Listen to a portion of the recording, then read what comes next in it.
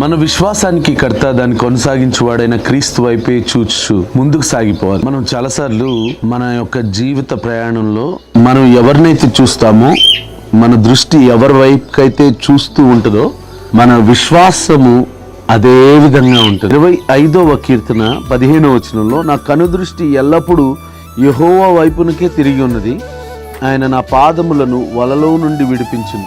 సులువుగా చిక్కులు పెట్టు పాపం ఈ భూమి మీద ఉంది. పాపం మనల్ని వలలాగా అడ్డుపడి సులువుగా చిక్కుల్లో పెట్టేసి ఊపిరాడనంత భయంకరమైన పరిస్థితిలో బంధించగలదు.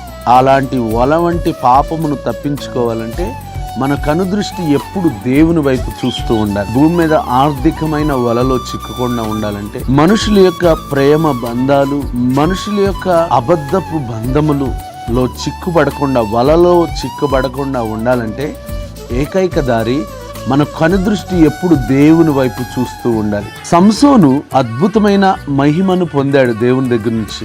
ఒక యూనిక్ పవర్ని దేవుని దగ్గర నుంచి పొందగలిగాడు. కానీ తను చేసిన తన యొక్క కనుదృష్టి ఎప్పుడు కూడా స్త్రీల వైపే ఉండేది, సుఖం వైపు ఉండేది. దాన్ని బట్టి వలలో చిక్కుబడి తను పొందుకున్న మహిమను కోల్పోయాడు. ఒక్క పూట కూటి కోసము తన యొక్క జ్యేష్ఠత్వాన్ని అమ్ముకున్నాడు ఏశావు. మనం కూడా చాలాసార్లు మన కనుదృష్టి ఎప్పుడు సుఖముల వైపు, ప్రస్తుత కాలమందు ఆకలి తీర్చుకోవడానికి మన యందు ఉంచిన దేవుని మహిమను వ్యర్థం చేసుకుంటా ఉంటాం. అలా చేసుకోకుండా ఎప్పుడు మన కనుదృష్టి దేవుని వైపే చూస్తూ నిలకడగా నిలిచి ఉన్నట్లయితే మన పాదములు, మన జీవిత ప్రయాణము చిక్కులు పడకుండా, ఏ వలలో కూడా చిక్కకుండా దేవుడే మనల్ని కాపాడతాడు.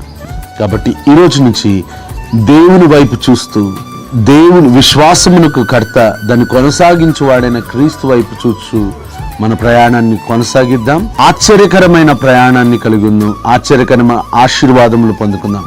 God bless you.